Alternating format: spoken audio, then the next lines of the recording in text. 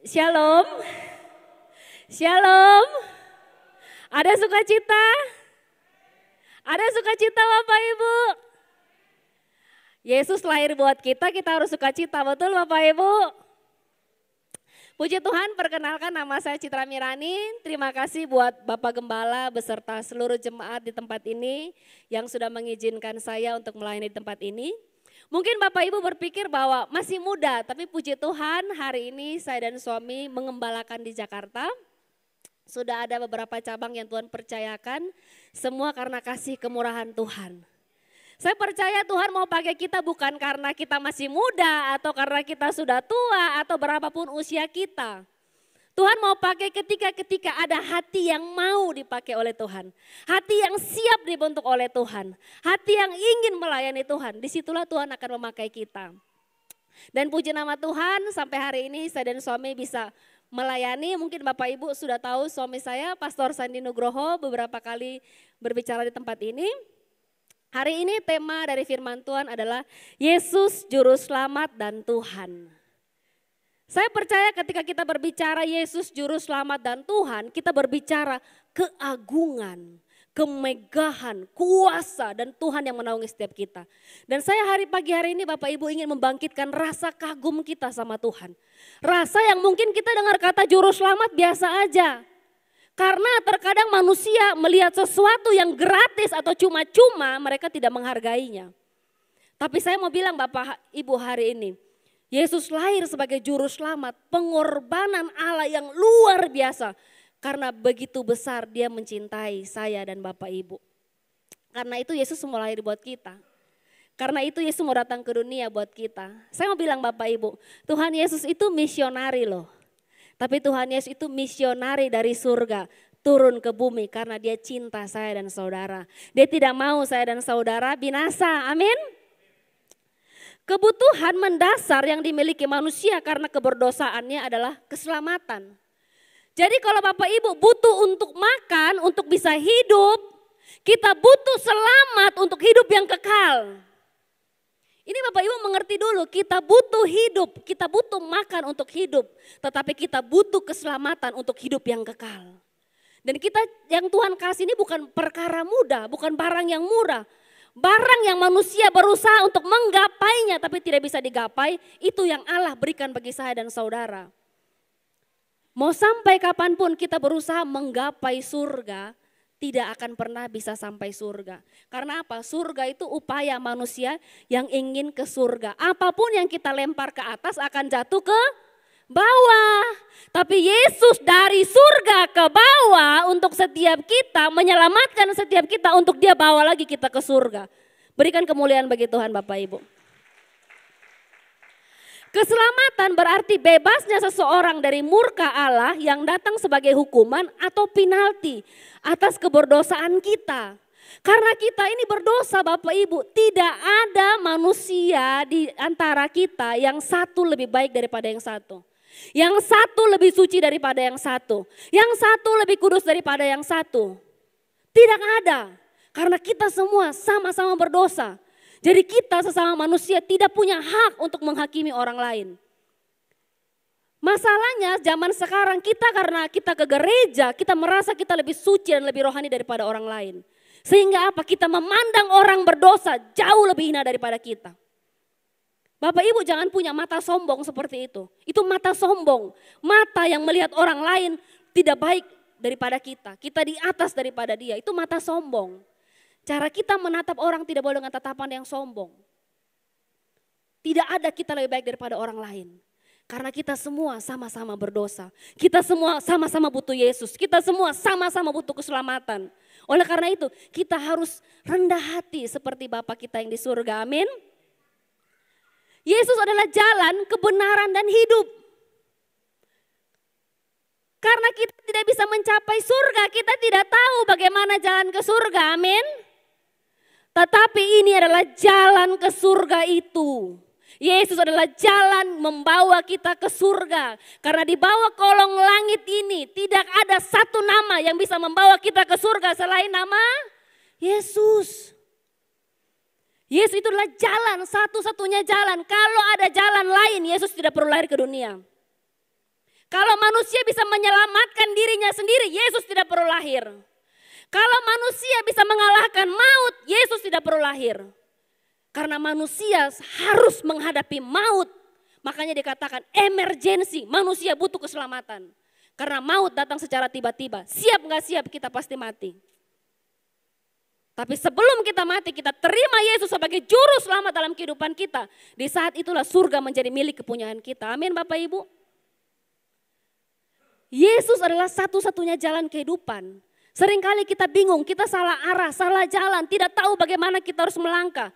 Hari ini bawa hidupmu ke dalam tangan Yesus. Dialah jalan yang akan menuntun hidupmu. Bukan hanya jalan di bumi, tetapi jalan ke surga dia akan bawa kita. Yesus itu adalah jalan itu sendiri. Karena tidak ada kita dapat masuk dalam kerajaan Allah tanpa Yesus. Dia bukan hanya jalan, tapi dia adalah jalan itu sendiri. Dia yang membuat jalan bagi kita. Jadi lagu Miracle Worker, Yesus itu pembuat mujizat, dia pembuat jalan dalam kehidupan kita. Pagi hari ini saya mau Bapak Ibu bangkit rasa percaya, kagum sama Yesus. Bahwa kelahiran Yesus bukan biasa-biasa. Ini suatu momen yang luar biasa di mana manusia harus mengucap syukur atas kebaikan Allah. Karena begitu besar Allah sayang sama kita. Begitu besar cinta Allah sama kita. Tuhan gak mau kita binasa. Kalau enggak kita tempatnya di mana Bapak Ibu? Di surga kita manusia enggak tahu diri kok Bapak Ibu. Tidak ada satu di antara kita pun yang benar. Tidak ada satu di antara kita yang suci. Tapi karena Allah mengasihi kita, dia kasih Yesus turun ke dunia untuk menyelamatkan saya dan saudara. Natal ini bukan berbicara kita merayakan Natal. Tidak, Yesus lahir di hatimu. Yesus harus betul-betul lahir di hatimu Bapak Ibu. Kalau enggak tidak akan ada perubahan dalam kehidupan Bapak Ibu. Akan sama saja mau Kristen dari lahir sampai umur 50 engkau akan menjadi manusia yang sama. Karena apa? Natal cuma selebrasi. Tapi Natal harus hidup di hatimu sehingga apa? Hidupmu berubah. Yesus adalah jalan, dia adalah kita ini mengandung God's DNA. Ada DNA Allah dalam kehidupan kita. Karena Yesus itu adalah apa? Kebenaran itu sendiri, dia jalan. Dia kebenaran. Kenapa Yesus dikatakan kebenaran? Firman Tuhan berkata di Yohanes 1 ayat 1. Pada mulanya adalah firman. Firman itu bersama-sama dengan Allah. Dan firman itu adalah Allah. Selanjutnya di ayat 14 dikatakan. Firman itu telah menjadi manusia. Dan diam di antara kita. Telah melihat kemuliaannya, yaitu kemuliaan yang diberikan kepadanya. Kepada anak yang tunggal Bapa. Penuh kasih karunia dan kebenaran. Firman itu pada mulanya adalah firman. Firman itu bersama-sama dengan Allah. Firman itu menjadi manusia. Artinya apa? Yesus itu adalah firman itu sendiri. Yesus itu adalah kebenaran itu sendiri. Sehingga apa? Kebenaran itu yang memerdekakan hidup kita dari dosa. Ketika kita ditebus, kita bukan menjadi budak dosa. Tapi kita menjadi anak-anak Allah. Kedatangan Yesus adalah apa? Yesus yang anak Allah turun ke dunia menyelamatkan kita sehingga kita manusia yang berdosa, derajatnya diganti. Bukan lagi menjadi anak manusia yang berdosa tapi kita menjadi anak-anak Allah.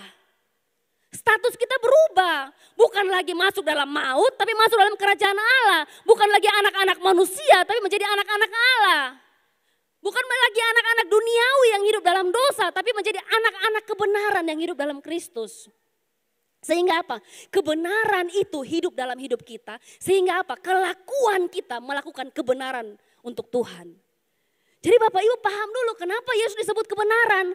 Karena Yesus membuktikan dia benar-benar ada. Dia Tuhan datang ke dunia, kita bisa lihat dia pada zaman dahulu. Dia bisa melakukan mujizat demi mujizat.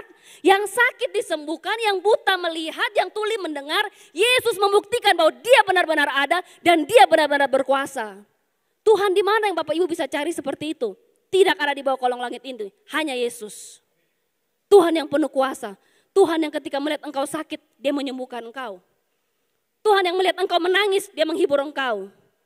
Tuhan yang melihat engkau terjatuh, dia menggendong engkau. Bapak Ibu mau cari Tuhan di mana yang seperti itu? Dia adalah kebenaran itu sendiri. Makanya ketika kebenaran masuk dalam hidup Bapak dan Ibu, kebenaran itu mengubahkan kita. Kita yang tadi terperangkap dalam dosa, terperangkap dalam hidup tidak baik, kasih Tuhan mengubahkan kita. Sehingga apa? Kebenaran Yesus hidup dalam hati kita. Amin. Selanjutnya Yesus adalah Allah yang hidup. Kenapa Yesus adalah Allah yang hidup. Dia membuktikan dirinya, dia hidup di dunia ini. Bahkan ketika dia mati, dia bisa bangkit lagi membuktikan dia hidup. Ketika orang mati berjumpa dengan Yesus, dia hidup. Artinya apa? Yesus itu adalah kehidupan itu sendiri. Makanya siapa percaya kepada Yesus beroleh kehidupan yang kekal. Karena Yesus itulah sumber kehidupan buat setiap kita. Yesus jalan kebenaran dan hidup. Ini 3 kata yang powerful Bapak Ibu. Jangan anggap remeh karena tidak ada jalan lain selain Yesus. Dia membuktikan dia benar-benar ada, dia benar-benar hidup, dia benar-benar berkuasa. Dan dia adalah sumber kehidupan itu sendiri yang membawa kita hidup di dunia ini yang paling panjang 70-80 tahun. Tapi Tuhan mau kita hidup kekal bersama dengan dia di surga. Amin. Hari ini siapa yang udah umur 50 tahun tolong angkat tangan. Kalau panjang ya masih 20 tahun lagi lah ya. Yang udah umur 60 tahun. Kalau panjang ya, kita bisa hitung waktu hidup kita. Mau berapa lama lagi kita hidup? Mau berapa lama lagi kita hidup dalam kenyamanan keduniawian kita? Kita anak Tuhan, tapi seringkali yang terlihat dalam diri kita apa? Keduniawian kita lebih kuat. Kedagingan kita lebih kuat, mau lebih hebat daripada orang lain. Mau lebih jago daripada orang lain. Mulut mau lebih besar daripada orang lain. Kenapa kita tidak bisa rendah hati seperti Allah kita? Karena Yesus belum hidup dalam hidup hati saya dan saudara. Amin. Kalau Yesus hidup dalam hati kita, kita akan berbeda dengan anak-anak dunia. Selanjutnya, Yesus adalah Tuhan dalam kehidupan kita. Tuhan artinya apa? Dia pemilik hidup kita. Jadi banyak orang yang kalau ditanya gini, apa sih tujuan hidup Bapak Ibu? Saya nggak tahu. Tapi Bapak Ibu harus tahu, ketika kita ada di dunia, kita percaya Yesus sebagai Tuhan dan Juru Selamat. Saat itu kita mendapatkan misi ilahi. Kita hidup bukan lagi kita yang hidup, melainkan Kristus yang hidup dalam kita. Artinya apa? Hidup yang kita hidupi ini sesuai dengan apa yang Tuhan mau. Seperti apa Yesus hari ini di hati Bapak Ibu akan menentukan hari esok seperti apa yang akan Bapak Ibu jalani. Bapak Ibu mau serius nggak dengan Tuhan? Bilang amin Bapak Ibu.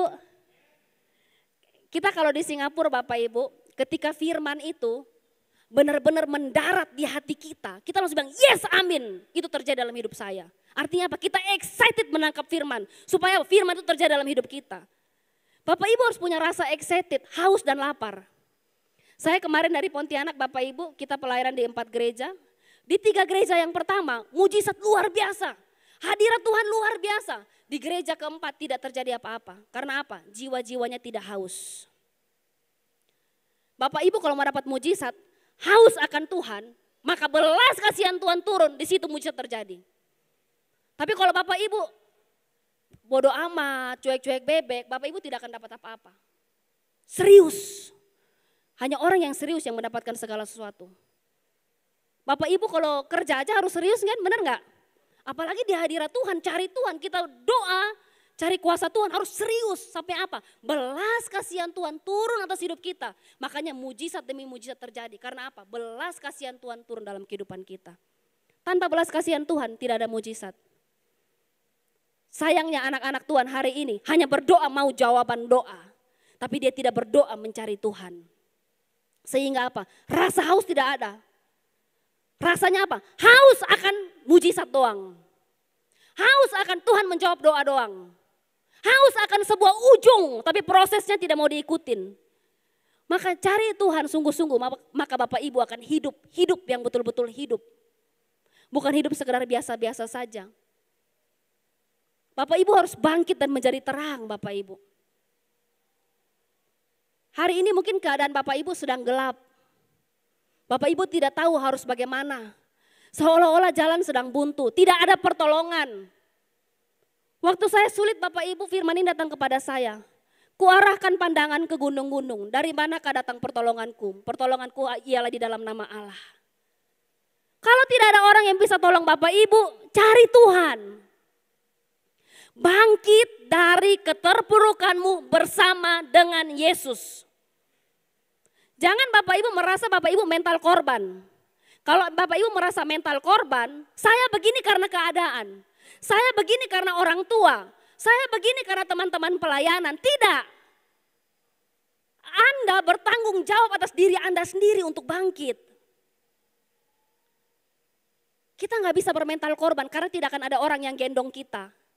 Bapak Ibu tahu di kolam Bethesda ada satu orang yang cacat di situ, tidak ada yang mau gendong dia, betul? Yang mau gendong dia siapa? Yesus.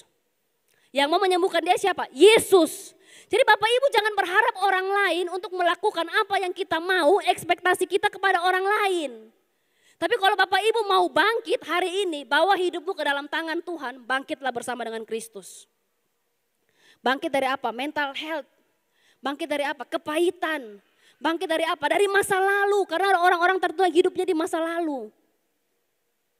Terang itu sudah datang Bapak Ibu. Maka Yesus berkata pula kepada orang banyak, katanya, akulah terang dunia, barang siapa mengikut aku, ia tidak akan berjalan dalam kegelapan, melainkan ia akan memiliki terang hidup. Ketika Yesus masuk dalam hidupmu, keadaan yang gelap jadi terang. Sekarang begini, gambaran sederhana. Bapak Ibu gelap kan? Benar nggak? Kalau kita jalan dalam kegelapan, apa yang harus kita lakukan? Bawa senter. Ketika Bapak Ibu bawa senter, Bapak Ibu berjalan dalam kegelapan, tapi terang Kristus menerangi Bapak Ibu. Step by step, Tuhan akan pimpin langkah kehidupan Bapak Ibu. Untuk keluar dari setiap persoalan kehidupan kita. Asal Bapak Ibu mau bangkit dulu bersama dengan Kristus. Mau jadi terang dulu bersama dengan Kristus. Kalau enggak Bapak Ibu enggak akan bisa jadi terang buat banyak orang. Karena apa? Bapak Ibu sendiri gelap. Jangan berpikir kita dalam gereja kita semua terang. Kadang-kadang kita dalam gereja pun kita masih dalam kegelapan. Kita masih dalam terhilang. Atau kita dulunya terhilang, tapi kalau hari-hari ini kita terhilang tuh seperti apa sih? Kita udah ke gereja tiap minggu tapi masih hidup dalam dosa. Kita udah ke gereja tiap minggu tapi masih hidup dalam amarah. Kita udah ke gereja tiap minggu tapi masih hidup dalam kepahitan, tidak bisa mengampuni. Itu kita dalam gereja tapi sebenarnya kita terhilang karena apa? Aliran kasih Kristus belum menyempurnakan kasih di dalam diri kita. Ketika kasih dalam Kristus mampu mengaliri secara sempurna di dalam hati pikiran kita, maka kita mampu mengasihi orang lain. Makanya kita harus mengasihi jiwa-jiwa seperti Yesus mengasihi kita. Bapak Ibu tahu ketika Yesus disalibkan, apa yang ada dalam benak, hati dan pikiran Yesus? Jiwa-jiwa, jiwa-jiwa, jiwa-jiwa. Makanya kita harus mengasihi jiwa-jiwa Bapak Ibu.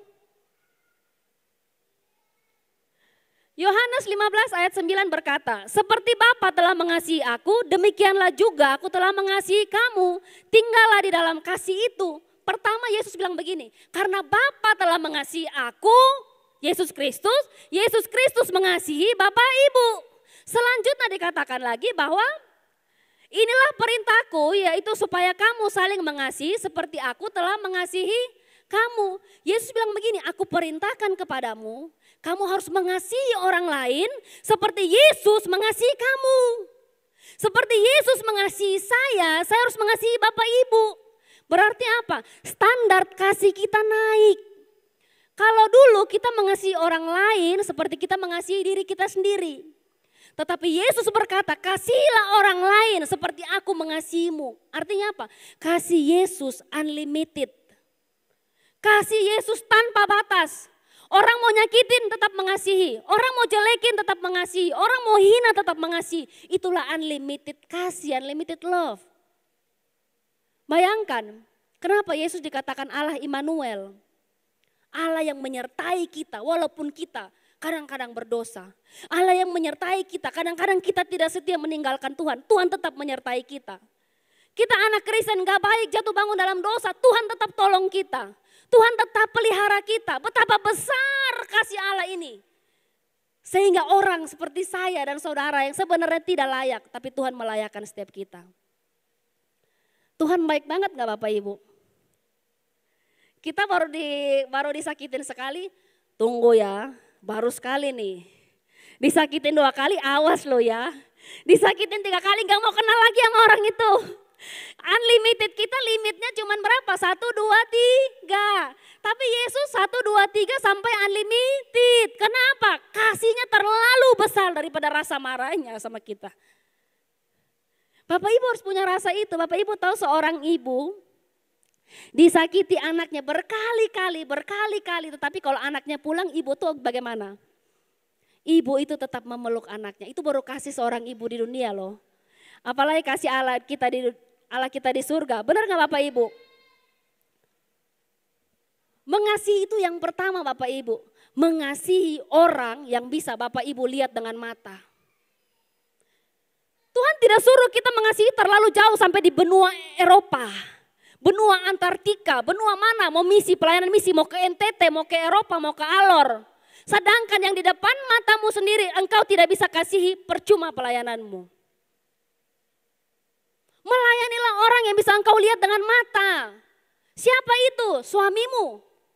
Bu, suami saya tukang selingkuh, suka judi, suka ini. Itulah pelayananmu. Kasihi dia, layani dia sampai dia menemukan kasih Kristus dalam hidupmu. Anakmu kurang ajar, gak tahu sopan santun. Kasihi dia, didik dia dengan kasih, didik dia dengan cinta.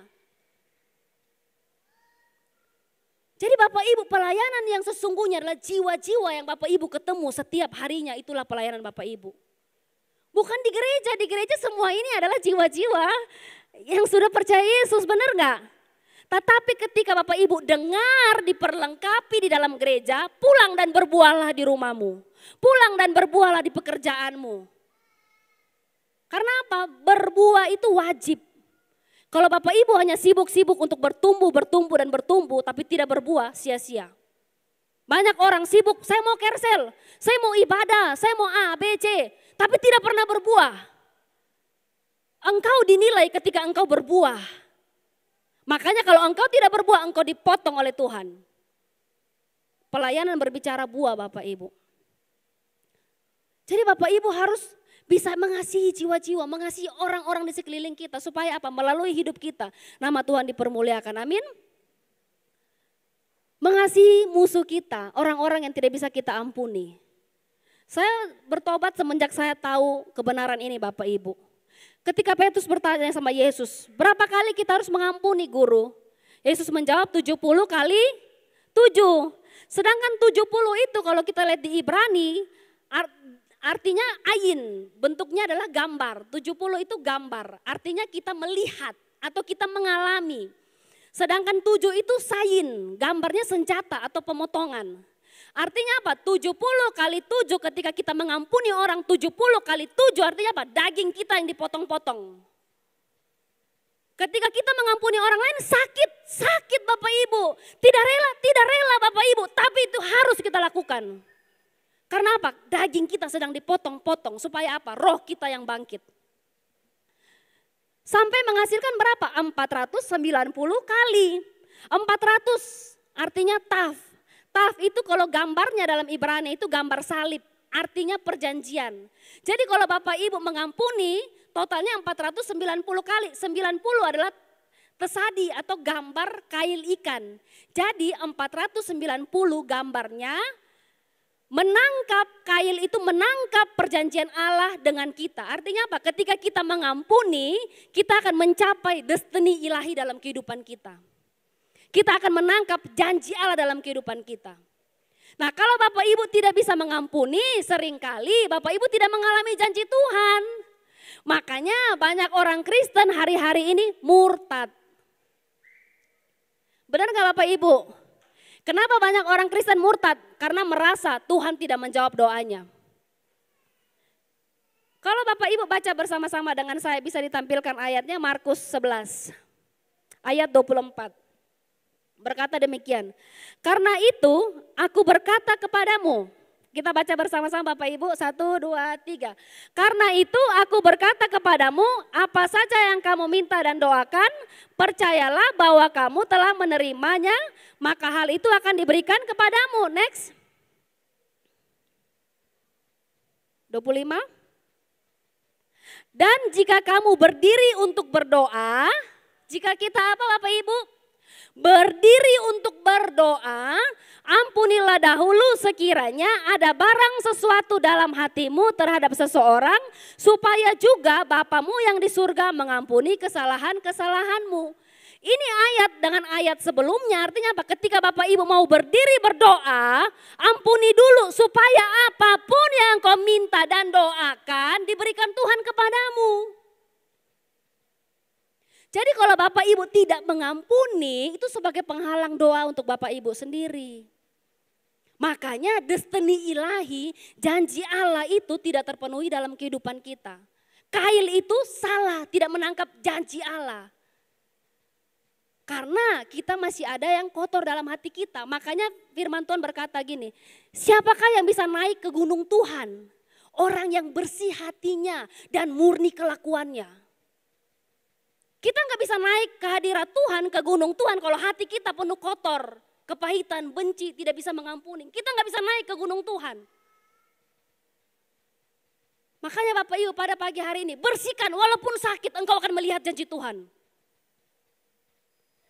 Memang sakit Bapak Ibu, tapi lebih sakit lagi kita tidak menggenapi janji Tuhan dalam kehidupan kita. Karena hidup cuma satu kali Bapak Ibu, kapan lagi kita mau menggenapi janji Tuhan dalam kehidupan kita? Firman ini saling satu arah.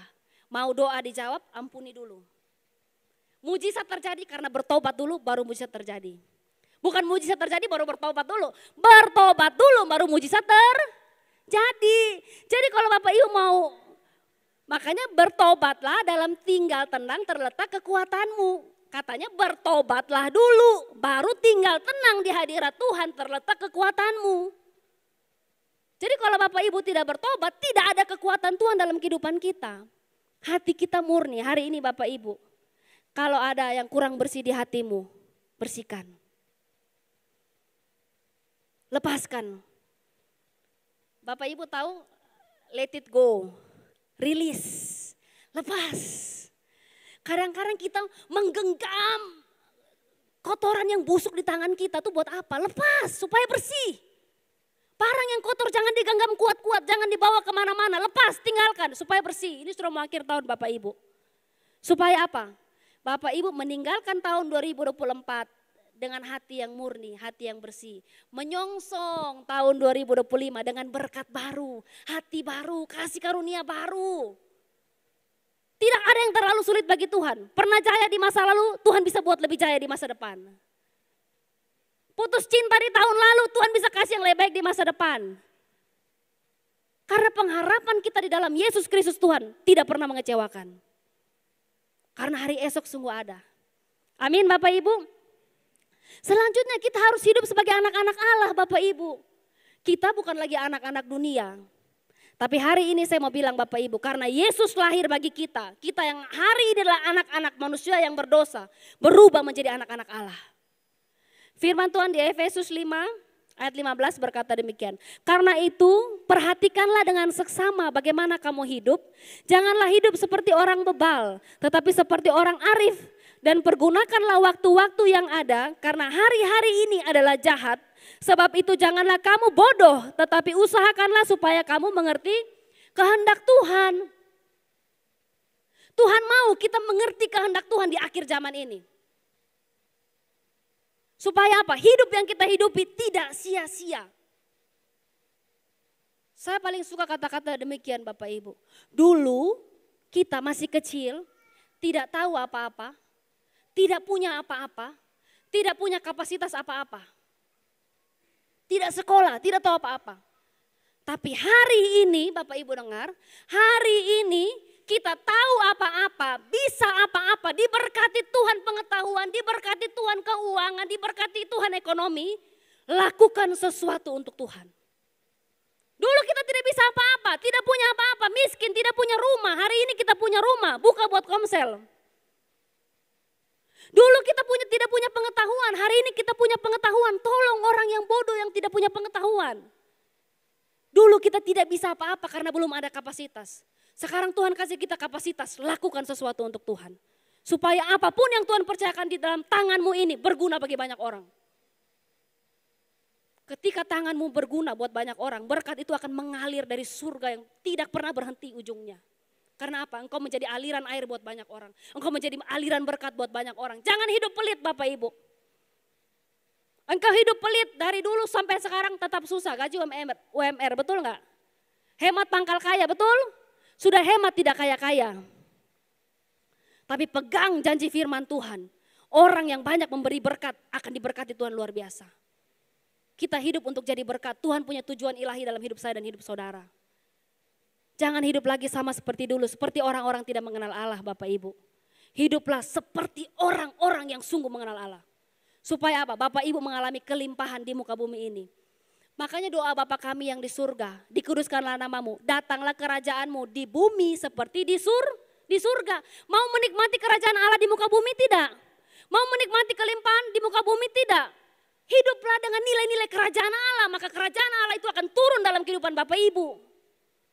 Engkau akan mengalami apa yang surga alami, karena apa? Engkau hidup seturut dengan kehendak Allah.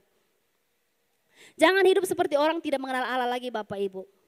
Natal ini, 1 tahun ini Tuhan sudah tolong kita, betul? Banyak gak pertolongan Tuhan? Banyak gak mujizat Tuhan? Kita berdiri hari ini sehat, bisa bernapas, tuh mujizat Tuhan Bapak Ibu, amin. Selanjutnya Tuhan ingin bersama dengan anak-anaknya setiap waktu. Tuhan itu romantis Bapak Ibu. Tuhan itu romantis, makanya saya kasih gambar Tuhan peganglah tangan kita. Karena Tuhan mau kita genggam tangan Tuhan setiap hari dalam kehidupan kita. Pada zaman dahulu Bapak Ibu, Allah tuh sangat senang berjalan-jalan di Taman Eden dengan Adam dan Hawa. Tapi karena Adam dan Hawa tidak taat, akhirnya keluarlah dari Taman Eden dan manusia hidup dalam dosa. Setelah manusia hidup dalam dosa, Allah itu masih mempunyai hati yang mengasihi umat manusia. Dia tidak mau umat manusianya binasa, makanya Allah kirim nabi-nabinya untuk berbicara kepada umat-umatnya. Salah satunya apa? Tuhan kirim Musa untuk membawa bangsa Israel keluar dari tanah perbudakan. Tapi apakah manusia bertobat? Tidak. Manusia dikirim para nabi-nabi, tidak mempan. Bahkan dikirim Yesus Kristus pun ingin dibunuh sama manusia. Bapak Ibu lihat karakter manusia. Makanya Yesus harus datang untuk menebus setiap kita. Karena kita tidak pernah bisa akan mencapai surga. Yesus datang ke dunia untuk menyelamatkan setiap kita. Karena Tuhan tahu karakter anak-anaknya. Tuhan tahu siapa kita. Tuhan tahu kelemahan kita. Tuhan tahu kekurangan kita. Kita tuh kadang-kadang sebagai manusia gak bisa diandalkan. Tempatnya apa? Tempatnya mengecewakan Tuhan. Tempatnya melukai Tuhan. Tempatnya menyakiti Tuhan, tapi apakah Tuhan meninggalkan kita? Tidak. Apakah Tuhan melepaskan tangannya dari hidup kita? Tidak.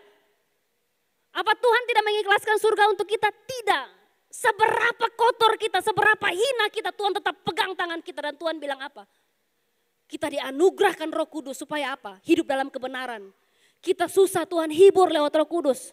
Kita lemah, Tuhan kuatkan lewat Roh Kudus. Roh Kudus setiap hari berbicara dengan hati, pikiran kita supaya apa? Kita bertobat, kembali kepada jalannya Tuhan. Roh Kudus terlalu baik dalam hidup kita. Tapi seringkali kita mendukakan Roh Kudus dengan cara apa? Roh Kudus tegur kita, kita bodoh amat. Cuek amat, Roh Kudus tegur kita bodoh amat, cuek amat. Coba kita punya hati yang peka terhadap Roh Kudus. Sehingga apa? Kita bisa hidup dalam kebenaran. Sebelum jatuh dalam dosa, apakah Roh Kudus tidak mengingatkan? Mengingatkan. Jangan lo itu dosa lo. Jangan lo itu berzina lo. Jangan lo itu mencuri lo. Tapi kenapa Bapak Ibu tetap melakukan? Hatinya keras. Cuek dengan Roh Kudus. Sehingga apa? Bapak Ibu tidak menemukan rahasia-rahasia ilahi. Karena apa? Cuek bebek dengan Roh Kudus. Coba Bapak Ibu mulai hari ini hidup peka dengan Roh Kudus. Bapak Ibu akan lihat hidupmu itu Tuhan tuntun.